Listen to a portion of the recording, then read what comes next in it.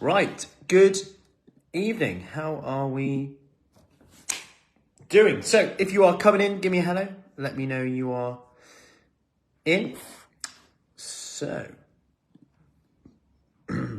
let me just tag everyone in and check that we are live. I'm just gonna.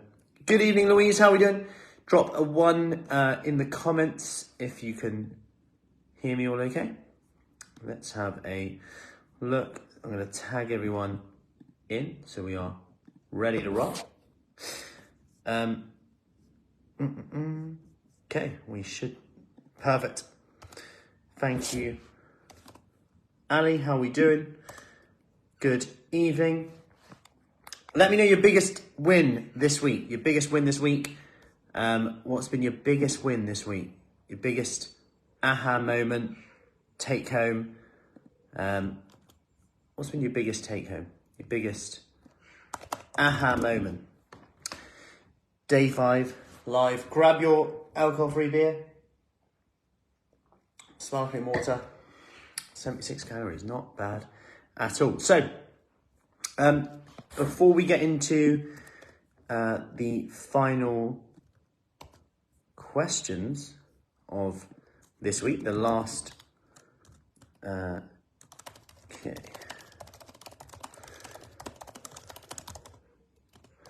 Right, let's just get us live. If you're coming in, let me know your biggest take home this week. Good evening, Patricia.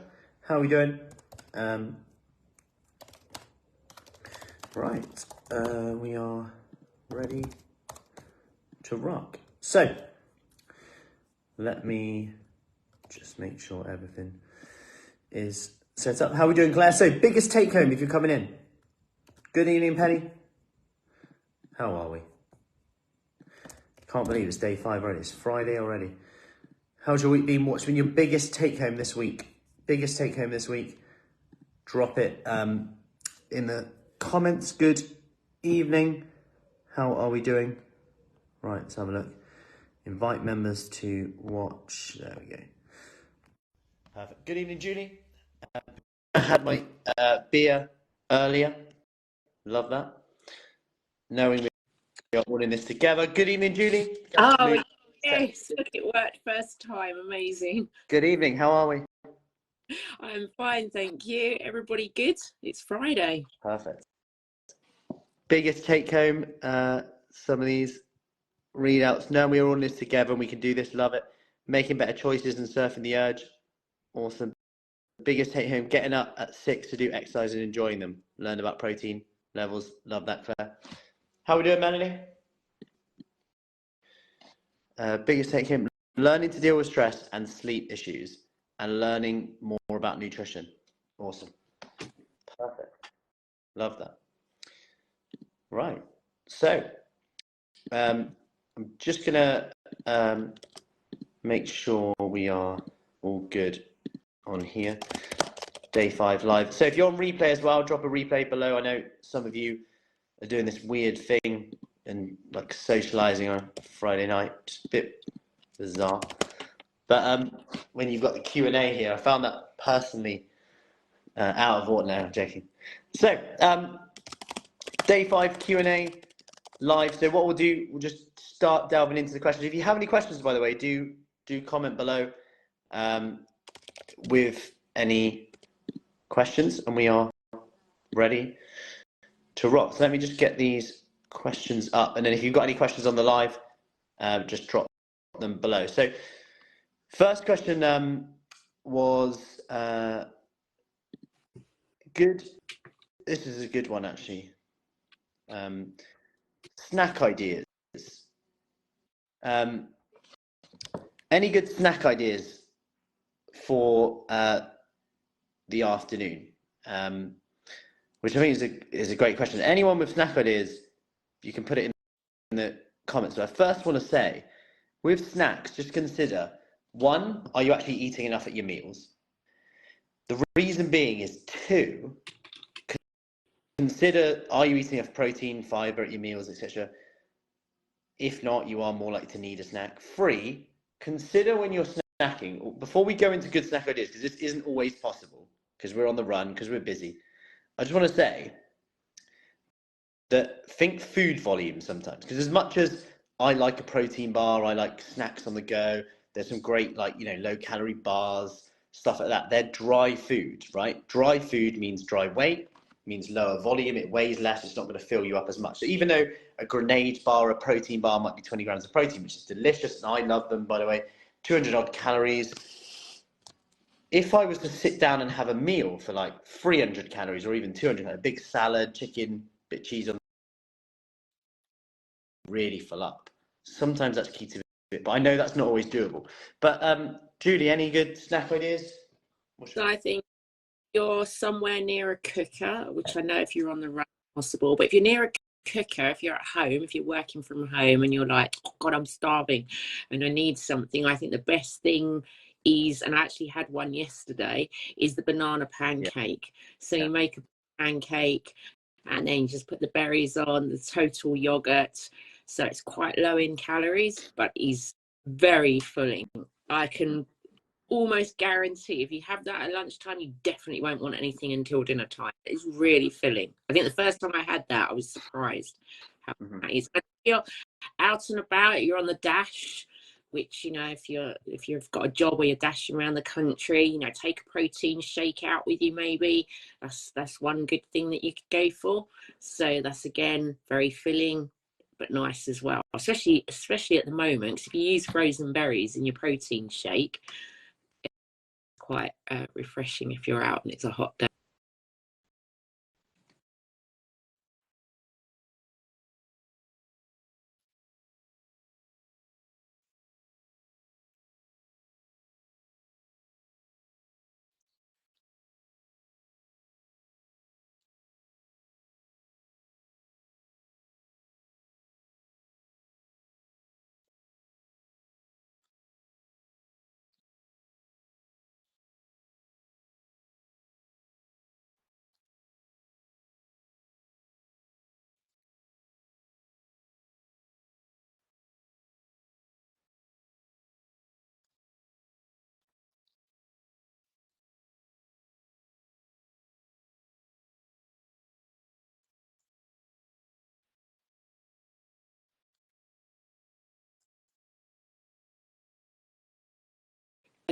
Because you're like a I signal.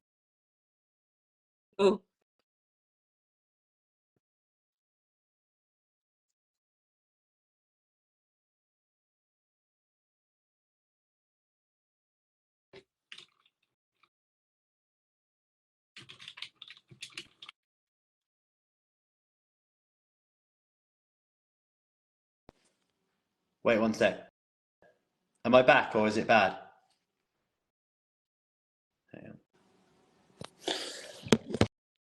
Any better?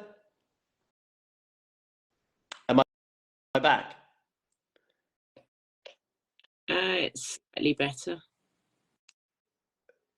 Is it back now? No. That's weird. Blurry, bad signal, frozen. Oh no. Is that any better now or not? If not, I'll just log out and I'll keep it on, but I'll just Any better now, Julie? It's okay-ish, bit glitchy though. Oh, weird. That's a good description from Sandra. Yeah. Very glitchy. Very glitchy. Yeah. Okay. Well, what is it? It's still glitchy. Okay now. Oh, they're all saying it's okay now. Am I okay for you now? Yeah, that's okay. Okay. So with snacking, just going back to that. Yeah. So in terms of that, just think food volume first and foremost is what I would say. If you can get as much food volume in, the better. So think weight of the food. We know that the weight of the food is going to have the biggest impact on your hunger and satiety. So that's going to be key. Yeah, anything else to add to that one? No, I think, because this was all about the 5-day menopause program was very much around menopause, and I know you've covered off how nutrition is impacted, and I just think it's really important to be really focused. The research around menopause and that transition to menopause is really key about managing your nutrition, ensuring that you're managing weight loss, creating those lifetime sustainable habits. And I think for many, that snacking between meals, whether it's because you have a lifestyle that's where you're always on the run, or whatever the reasons are, I think that's really key. If you can crack that part with just simple things like the protein shake, or just changes in slight habits like increasing your protein so you're not hungry, that's a real winner. Yeah, no, absolutely. Perfect. Cool. And anyone with any snack at it, like, yeah, snack's such a funny one, because like we said, like I almost, snacking should be like almost not an everyday thing, is how I would say, in an ideal world, like on snacky foods, that is. If you can have good quality meals and then make your snacks like whole foods as much as possible, like vegetables, fruits, yogurt, things like that, becomes, other than like protein shakes, the research is pretty kind of in and out, because there's some foods that, take breakfast bars and cereals, I know for a lot of people they actually make them more hungry. And I'm not saying this is an everyday thing, like, but it does depend on the individual as well, if I'm honest.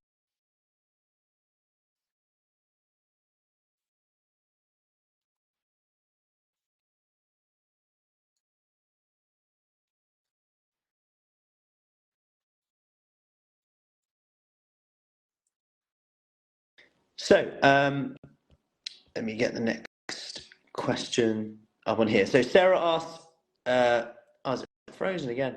Am I frozen again? Losing you again? Right, let me Yeah. hang on. I think it's me, actually. Let me, what I'll do, one sec.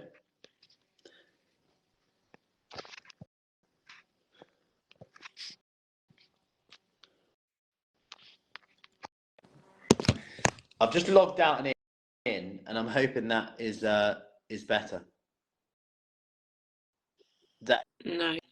No. Right, let me move to a different room. Let me log out of Wi-Fi. Move to a different room. So Matt's moving. Hopefully you can still hear me. So while Matt's moving rooms, another good thing to try for snacks, which I didn't come across until I was involved with Fruity Fit, protein balls. Oh my goodness! And we've got lots of different recipes within it use for protein balls. And the great thing about protein balls, make them in the freezer, and then if you want something or you need something, whichever it might be, you've got them there to tap into. It means they're easy to get to, they're accessible, because they're frozen. You can't gorge on them. You can't just eat them one after the other, which I know is an easy thing to do. So that's another option. Protein balls, that was, Matt, sorry. While you were is it back on now? Is it right? Yeah. Perfect. Let's go with that before it goes crazy again. So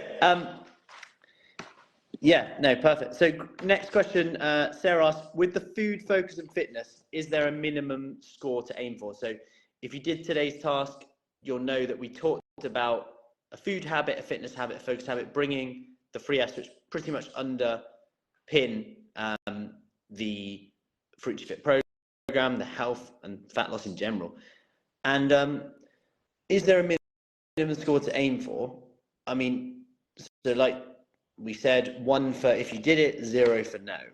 So if my food habit is protein every meal and I had that protein today, that would be a 1. If I didn't, that would be a 0. If I did fitness today and my fitness step was 10,000 steps, or the Fruity Fit workout today, that'd be 1 for yes, 0 for no. And obviously you would aim over the 7 days to score as high as you can. So 3 times 7 is 21, so it's a total score of 21. The higher you score, ultimately, the more you've done.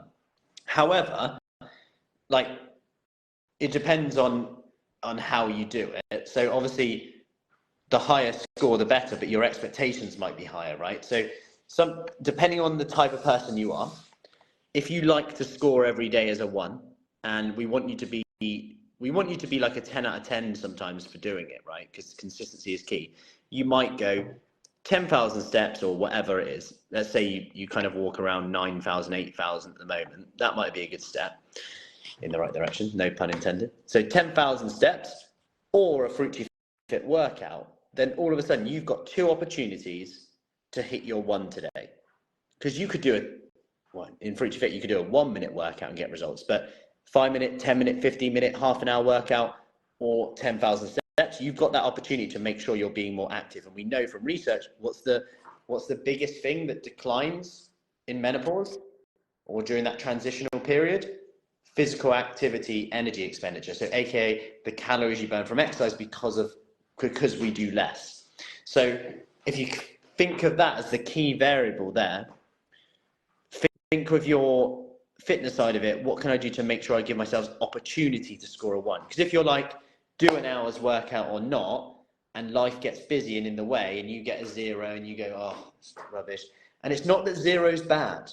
It's just 1 or 0. So at the end of the week, you could get a result and you could score 2 out of 7, right? Let's say you score 2 out of 7 for your fitness that week. So you've done 2 workouts. Fine. Like, if you're getting results and you're scoring 2 out of 7, keep going with it. So tool in the toolbox is bring in a 3rd. Tool in the toolbox, bring in a 4th. But leave it for now. Why do more if you can get results doing less to an extent? So there is no real minimum, but I would say it depends on you as an individual. If you like to see that 1 every day, give yourself more opportunities to score that 1. Yeah. Anything to add to that, Julie, on that? No. Somebody's just asked me of the protein ball recipe, and I can't upload it, so I'll make sure it gets uploaded to the comments afterwards. Yeah, that's fine. We got loads, to be fair. Downloaded. Yeah. Yeah. Make sure you don't share the best one. Joking, Ali. There's a top secret one. Yeah. No, that's good. We'll share that. That's great. Let's have a look on the next one. For me, with the protein balls, with the live cooking, like they're also a temptation. So I like the ones that you put in the freezer. They're out of the way, and it has to be a bit more structured. Otherwise, it's a race to finish them before they. Who's done this one before? Before they go off, they're in the fridge. We've got to get rid of them. We've got to get them out of the house. Like, you've made something healthy, nutritious, and you're like, no, you've got to get them out of the house. Like, isn't that an interesting like, next time you do it, you've got to laugh at yourself when you do this, when you're like, oh yeah, I've got some chocolate out, I just need to get it out of the house. There'll be more. There's enough in there. I think I've seen protein balls by tills of Lidl and Aldi. Oh, they might do. Lidl and Aldi. What don't they do? Those shops just innovate like nothing else. I must say, I'm quite impressed with their protein mousses. Yes, like they're literally 100 calories, 160 calories, 20 grams of protein, and they give you, if you need that dessert feel, they're great. Let's have a look at the next one. This week has been good and so much what I needed to look at different areas where I am.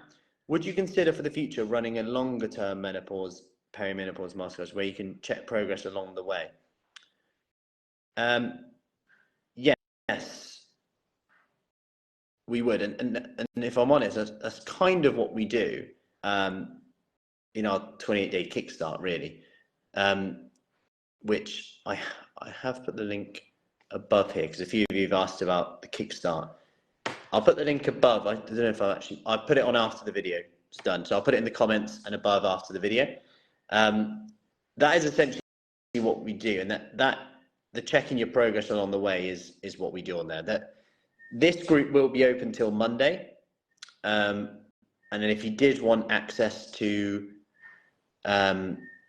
all of the workouts, everything more longer term, just put a message, comment below, just with the word access, and I'll send you the details if you did want to have access to that longer term as well.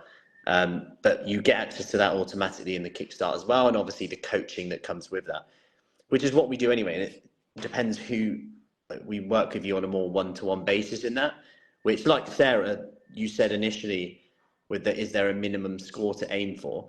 That's where we would discuss that, because it depends a lot on the individual. Like for me, I don't really mind putting 0 in a box. Like if I don't hit my fitness a few days.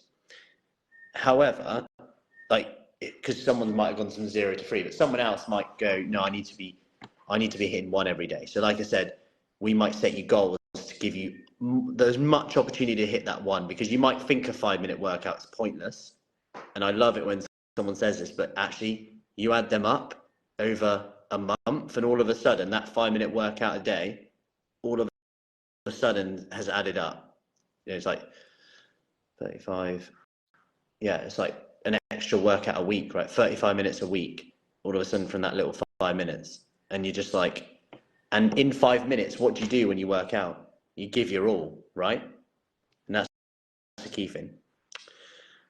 I think just adding to that, Matt, I think the transition to menopause, if you look at places like the British Menopause Society, transition to menopause is a good time to review your lifestyle. Quite often you've been, I'm going to use the word distracted, but I use that word loosely. I think you've been distracted by bringing up families, pursuing careers, and then all of a sudden you're hit by this transition to this new way that your body wants to behave, let's say. And I think it's a good time to review your lifestyle anyway. And if you look at the British Menopause Society's website, apart from the medical elements in terms of HRT and other things like that, the key recommendations is to look at your food, your fitness, and actually your self-care, which in essence is the focus part of the program. They reckon weight gain during the menopause period, from perimenopause all the way through, is one of the most common symptoms, and actually over half of people that go through the menopause, half of women, suffer with that, and it accumulates in the worst place ever. And I talk from a female's perspective, around the middle. I mean, like, it's ridiculous. That's one of the hardest places to lose weight. And oh wow, yes, we're going to give you the weight there because that's really great. You just want the weight around the middle, and that's not great. And as your estrogen levels decline, it encourages that visceral fat around the stomach area. And we already know from other medical research, it's not good. It's not a good health perspective to have that additional visceral fat around your waist. And I think as part of what we do as a program within Fruity Fit is nutrition. And I think alongside that, apart from looking at the nutrition, creating those sustainable habits to lose weight is about that improving your fitness, but not just improving your fitness. It's about creating that extra muscle mass, because you've probably touched on this during the week. You lose your muscle mass from the age of 30% every decade, which is why you get to your 50s, 60s and 70s, joints creak, because in essence your body's being held up by your skeletal system and not by your muscles. So the recommendation is around the resistance exercise, which of course is where we focus our attention, and then there is a self-care element of Beauty Fit. The ones the research around menopause is the really importance of focusing on you. And why do they say that? Well, because of the wellness menopause. I mean, how many ladies, when they get to that transition period and as they journey through, suffer with anxiety and low mood and difficulty concentrating, and the list is endless. It's really important to really invest in your well-being. Self-care isn't indulgent or selfish. It's important to look after you so that you can be the best for everybody else that's around you, that you care about, your family and whatever. And also to take part in activities that you want to take part in. The food, the fit, focus really aligns with that Fruity does, aligns with all those recommendations by British laws and by research generally.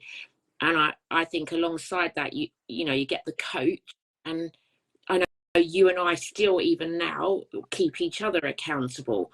We encourage the coaches to live by as well, the food, the fitness and the focus, and we keep each other accountable.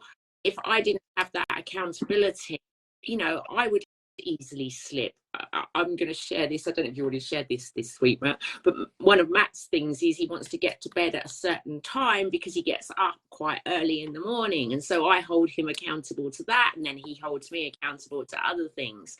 That accountability is really powerful. And the support that comes, I was talking to a lady this week, and she was just talking about the support from other ladies in the group. So it's not just about the accountability and support you get from your coach, it is also about from the other ladies, because we're all in it together at the end of the day. So that's a tangent. I'm so sorry, that was like blah, blah, blah.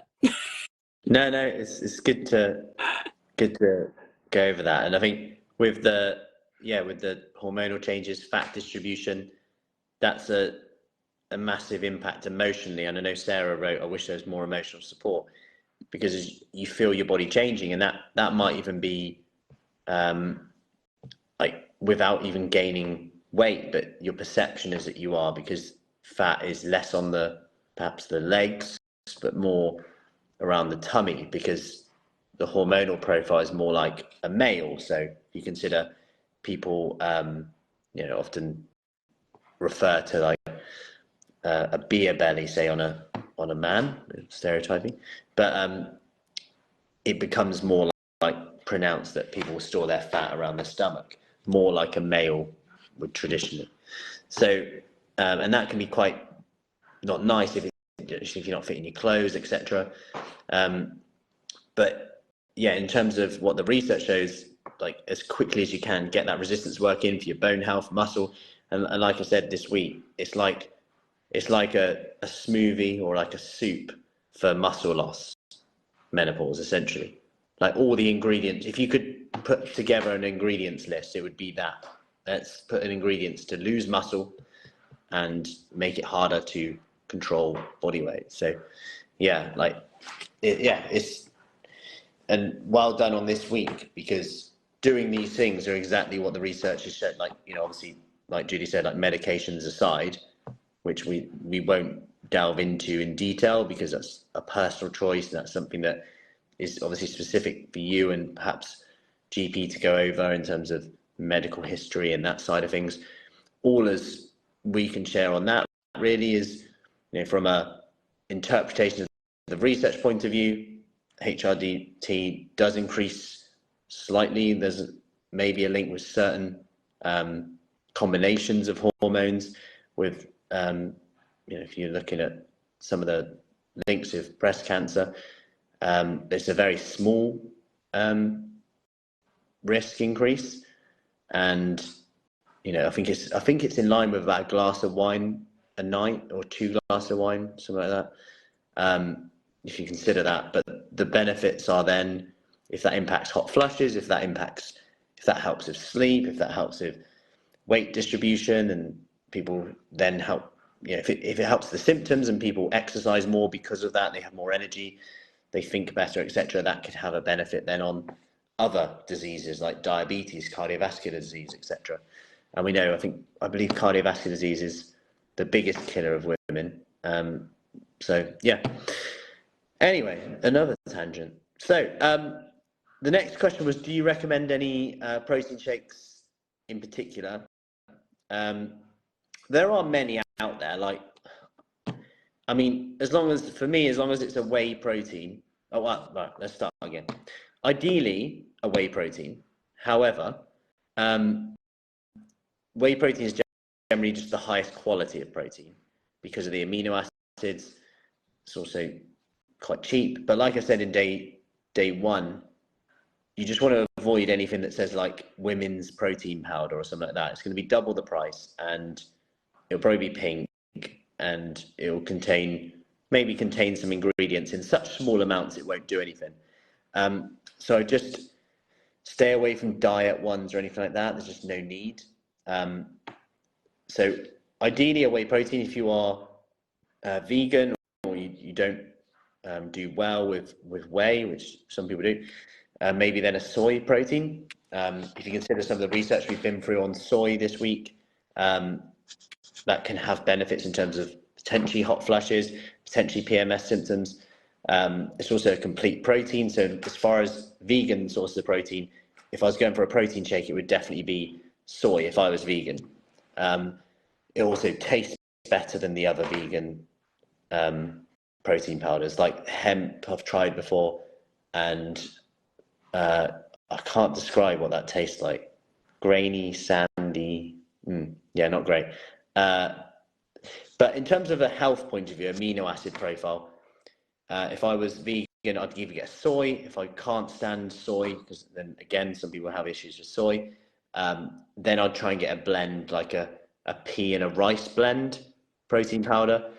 I just find if you get one alone, I've tried them all over the years, and I just think if you get one, it tastes strong. Two, you're only getting certain amino acids because like pea and rice, although it contains protein and they isolate the protein, that's how they make protein powder. It's an incomplete protein, which means it doesn't contain all of the amino acids that you need, whereas whey and soy does. So by getting a combination of say rice and pea, you're getting a combination of different amino acids, and they complement each other better to make a complete protein. But in terms of brands, like My Protein is quite good because they just buy in bulk. Speaking of bulk, there's one like them, like bulk powders. You can go into Holland and Barrett, just or somewhere like that, if you don't want to shop online. But just beware you don't come out with like 27 supplements that you don't even know why you got. Anything to add to that one, Julie, in terms of protein?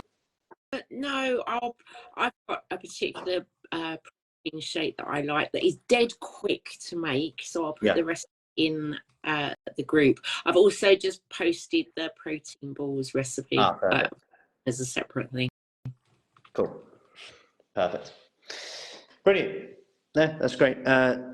Sarah, do you know if they're gluten-free? Protein shakes or protein balls? I guess you mean protein shakes. Yes, they are. Unless you buy one of those meal replacement ones, because they sometimes contain oats in. So yeah, they should be. Yeah, that's another reason just to avoid some of the ones that try and be fancy and complicated. So yeah, they are. So that's fine. Yeah, great. Let me just check if there's any more questions, because some people aren't on Facebook. 1 second.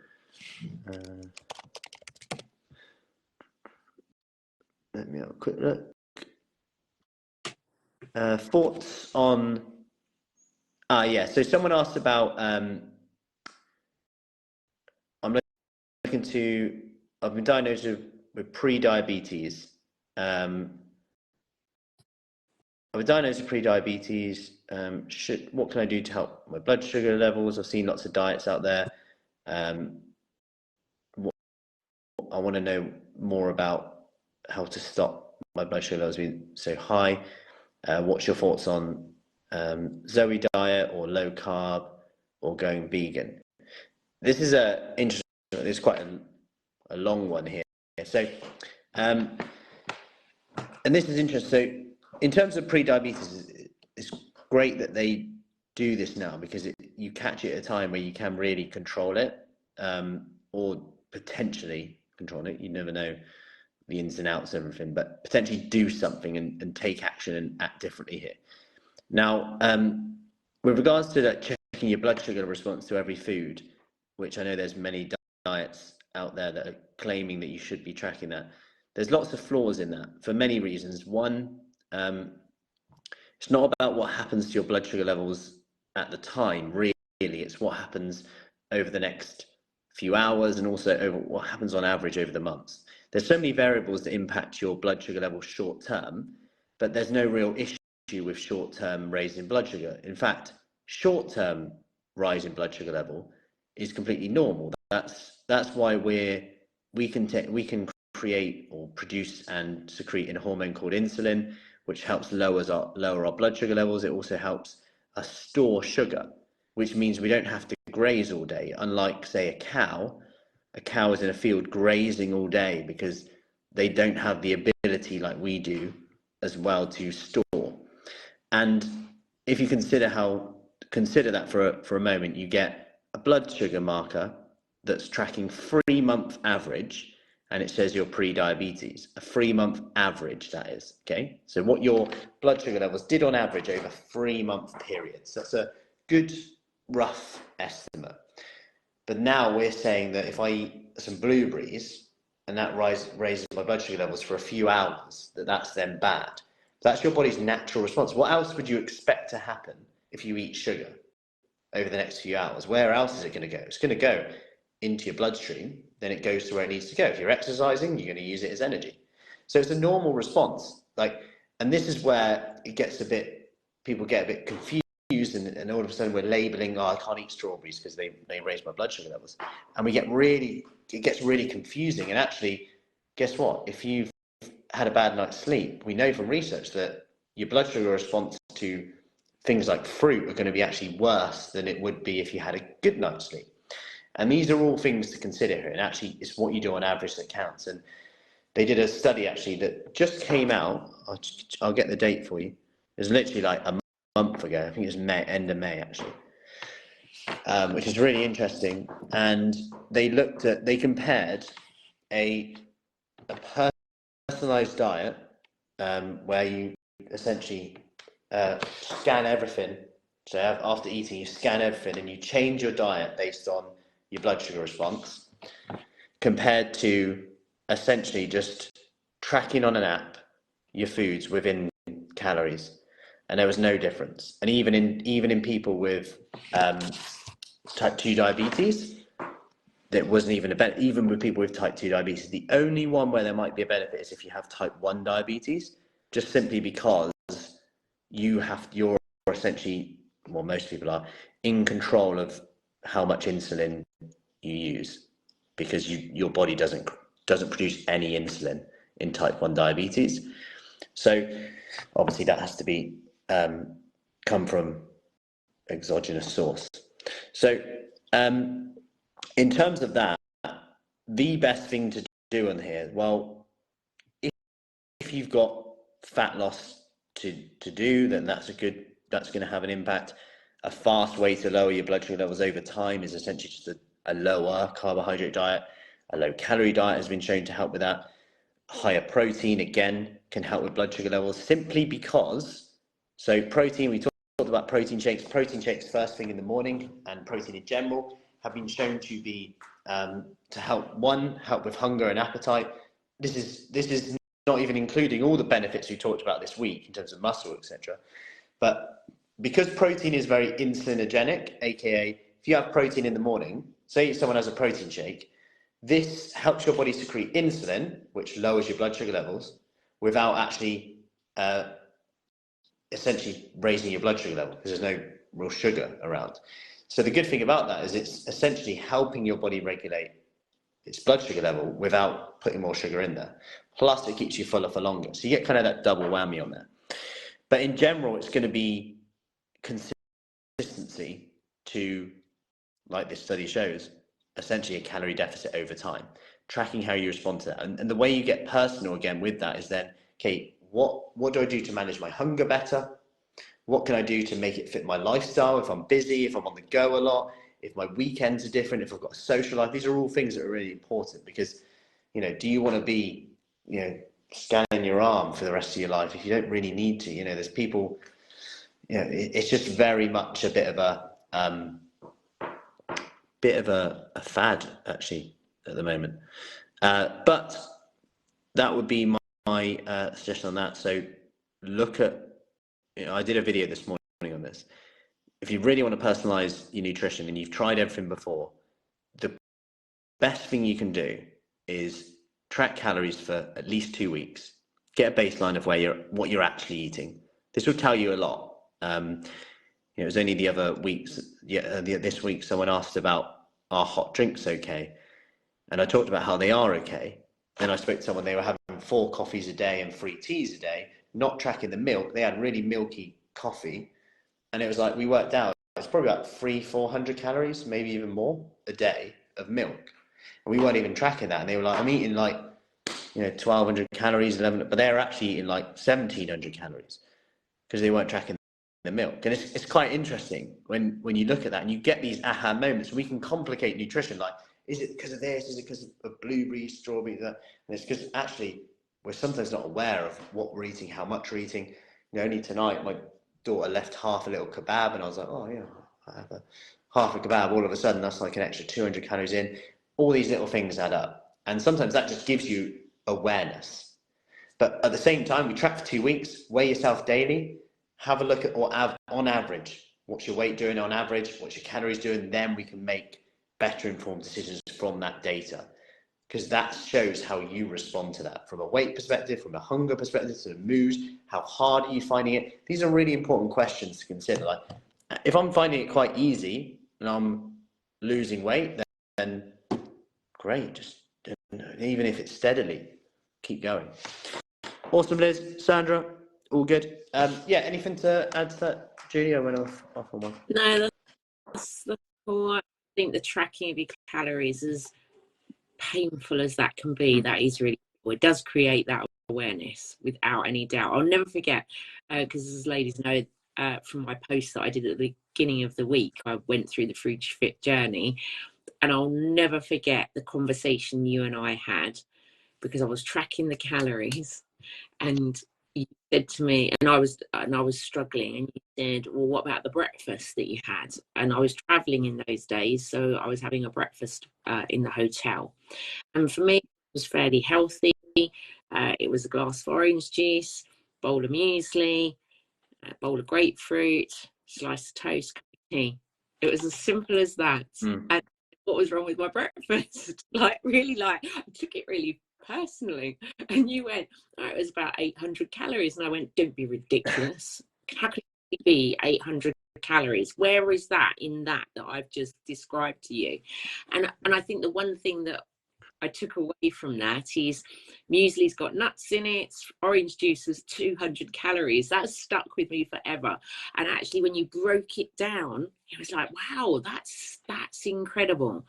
And yet, if you had 2 poached eggs on toast, less calories, more protein, better up snack later.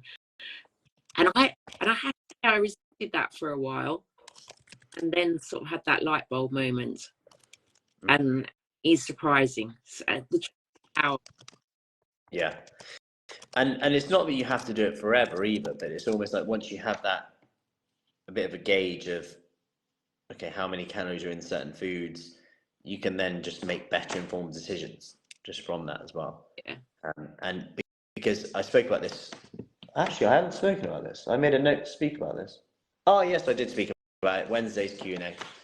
Someone asked, I eat healthy, but I'm not losing weight. And we talked about then about there is a difference between eating healthily and eating to lose weight. Although they're like 2 circles that cross over, there is a lot of crossover, but at the same time, there's lots of differences here. Like, for example, someone might say those protein mousses, they're not that healthy because they have a sweetener in, say. Well, sweeteners, that's one for another day. There's a very low risk of that, but you consider if someone has that, but then they lose weight, that is actually technically healthy for their risk of cardiovascular disease, cancers, etc. But someone could argue that going in a calorie deficit and eating less, you are more at risk of a nutritional deficiency because you're eating less, right? Because you're eating fewer calories, you're eating less, there's less opportunity to get nutrition in. So you could argue that that's not as healthy as saying eat more, because by eating more, you're likely to get more nutrition in, which you could conclude is healthy. However, eating more may mean that you put on weight. So you can eat healthy foods and actually put on weight, technically. Not always, but it's important. That's why almost being aware of the calories gets that balance between, am I hitting my nutritional needs, aka my B vitamins, my iron, my zinc, my vitamins, fiber content, for all that benefit in terms of cholesterol, and at the same time, am I in a calorie deficit in that? And sometimes, I worked in the NHS and public health. There was people in there doing the 800 calorie diet. And one thing I remember them saying was, I've never been so experimental with food. Like, they were doing like courgette and carrot spaghetti, stuff like that. And they're like, I didn't know how far I could make 200 calories go. And it was like just amazing that they were like, they couldn't believe like how much bulk of food they could create, like with stir fries, Mediterranean vegetables, salads, like just bulking out meals of stir fries and bean sprouts and all of that kind of stuff. And I'm not saying go on an 800 calorie diet, but it's an interesting how volume of food just comes up again and again with that. But yeah, healthy food versus health versus weight loss, there is a slight difference in that. Yeah. I think the word I eat healthily, the phrase I eat healthily, is so subjective. Yeah. What is to one is completely different to another person. It's like, yeah, I'm happy. What is the measure of happy? And I do think you need to get down underneath the bonnet of, okay, is that I'm eating vitamins I need to eat, or is it I'm eating the amount of calories I need to run my body and have a weight loss? I think I eat healthy is such a broad statement. Yeah. Yeah, and it's like I've spoken to people before, and they've said, I eat healthy. I'm vegan. And then the next person goes, I eat healthy. I eat a Mediterranean diet, lots of oily fish. The next person says, I eat healthy. I don't eat any carbs. And they like very much contradict, but everyone says this is healthy, and it just shows what actually is healthy. And this is something that is important to fit for your lifestyle from a life point of view, psychosocial point of view, physiological point of view, and also ethical point of view as well. There's so many variables with this. Yeah, perfect. I think we've answered the question. Oh, Frozen again. Frozen. We come from the film of Frozen I know. tonight. I feel like I should finish with a Please, Let It Go. please don't. Let it go. If I sing that, if I'm frozen, no one will hear this anyway. So, let it go, let it go. Can hold it. I wonder if we're still frozen. Hopefully we are, and then no one got that. But if you did, then Okay, again, short short blip. clip. Oh, Brilliant. oh. So hopefully that's live, and then yeah, perfect. So any other questions? Oh, Frozen again. Damn. Or do you want my song of Frozen again? I couldn't tell. Any other questions if you are on live on here? I don't know why the signal's been so bad tonight. Weird. Really weird. My electric personality is interfered with the Wi-Fi. Yeah, crazy. Let's have a look. Any other questions at all? I mean, weirdly, so I'm watching it on mute on here. It seems fine on my computer. It's really weird. Oh no, it did froze. It froze and come back. Weird though, because I've got full signal and I can hear you fine. Weird. So weird. I think the one last thing I share with folks before we wrap up, you know, the one thing I really loved about Fruity Fit, and it's probably why I've stayed and ended up working for the team, is the sense of community. I have to talk about this, and I don't know if you talked about this during the week. You know, a part of what the British Menopause Society talk about, and a lot of the research is, it can feel quite lonely when you're going through the menopause, or when you're going through that transition to the menopause. You know, you've got all these emotions cracking around. You've got the whole weight side of things, and there's like a lot of baggage that you're carrying suddenly there that you weren't expecting in life, and it's just so lovely in Fruity Fit how all the ladies support each other. You know, everybody comes with their own thing that they're trying to deal with. Let's just call it a thing. They're trying to deal with life. And everybody has a thing, but there to support each other. Everybody's there to encourage each other. And actually, I really love it that how friendships are formed. You know, people that I got to know on my journey, I'm still friends with now. And when I look at some of the ladies, you know, they support each other. It's like, you know, I had three of the ladies come to outdoor session this week. They haven't been together for a little while at session, and for various reasons, work or whatever. And it was just so, even I was excited to have the three of them back at session. It was outdoors, the sun was shining. We all exchanged where we were with things in our lives and where training was, and that sense of community is amazing. And you know, the fact that we've got the event at the weekend where, you know, we're an outdoor location. It was Bowood last time in the winter, and we're all coming together for Sunday morning to work out together, have a little bite of lunch, a little bit of a picnic, have some fun and some games, a bit of social. You know, the fact that we've got 45 ladies at that event is just, it's just amazing. Just and people get really excited. They might have seen each other for ages.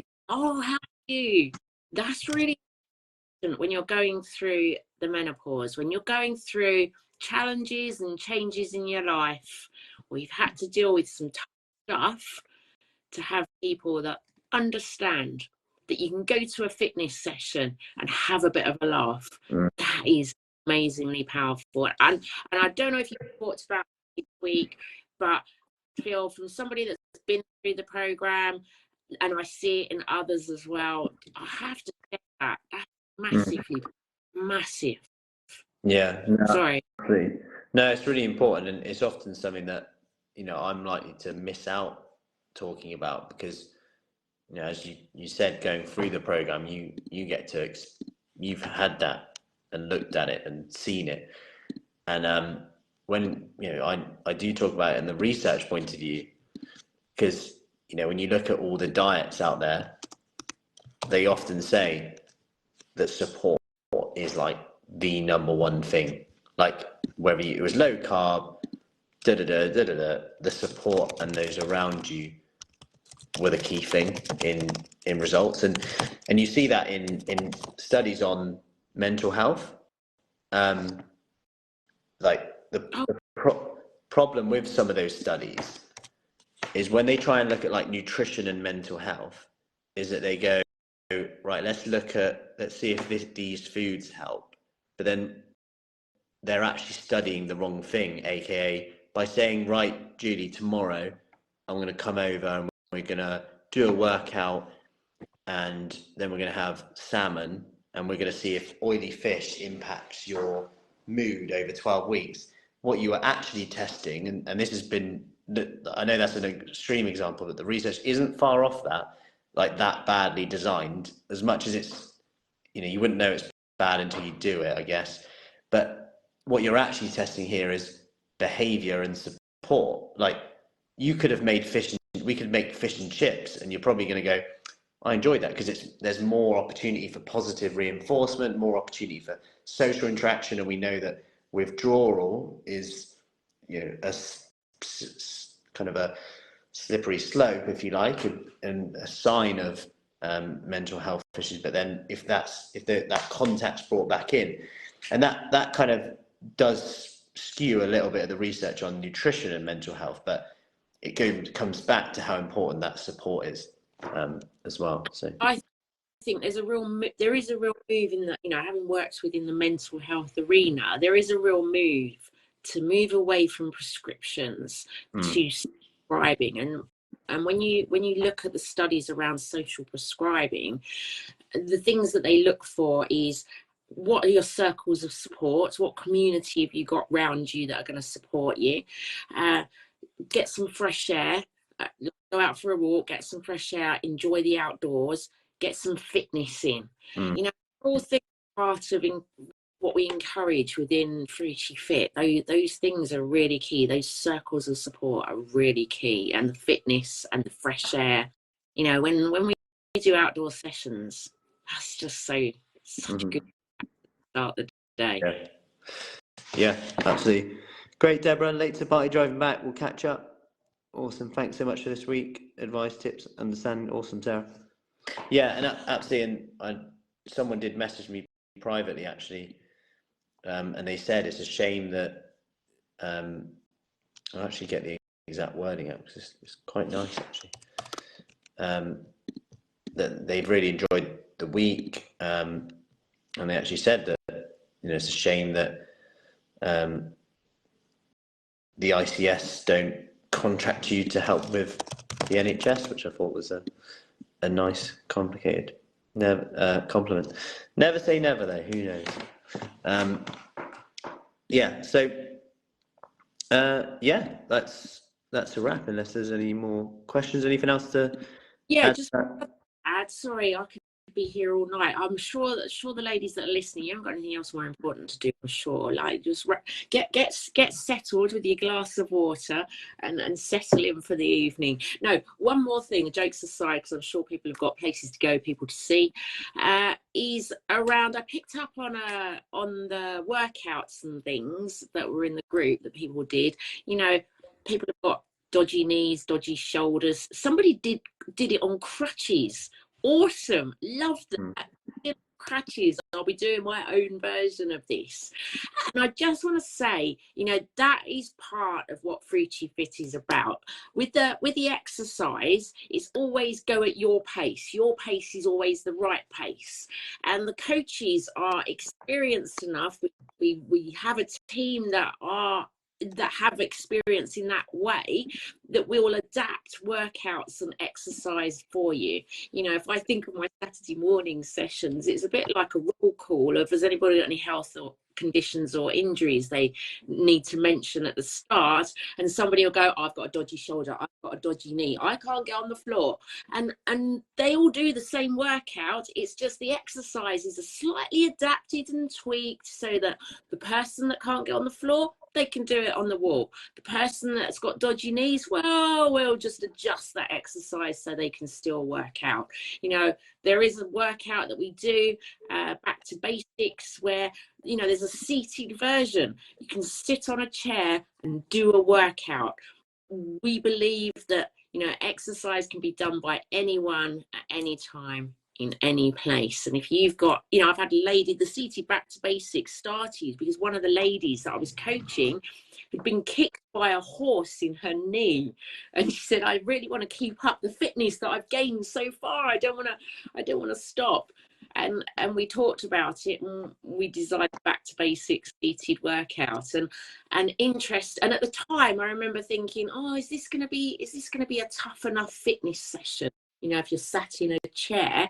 And one of the ladies that's in the group, whose fitness is at the other end, very fit, she did it at a session with me, and she was like, wow, that was a bit of a workout. Wow, my core's really aching.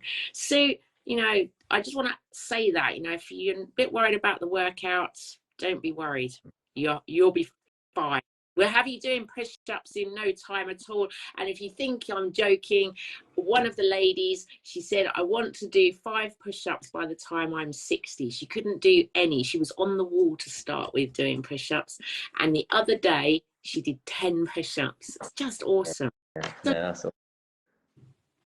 Yeah. Absolutely. And yeah, there's just so many kind of wins to that. And I spoke to someone today actually, and I do think more and more people are more open to the idea of, you know, I'm doing this for health reasons and to not just lose weight, but actually get up and down from the floor to play with my kids, play with the grandkids, and that side of things. So yeah, no, and then it becomes you can say, you know, I'm starting from scratch. I need to go back to basics to move from that. But that acceptance of where you are right now is just so key.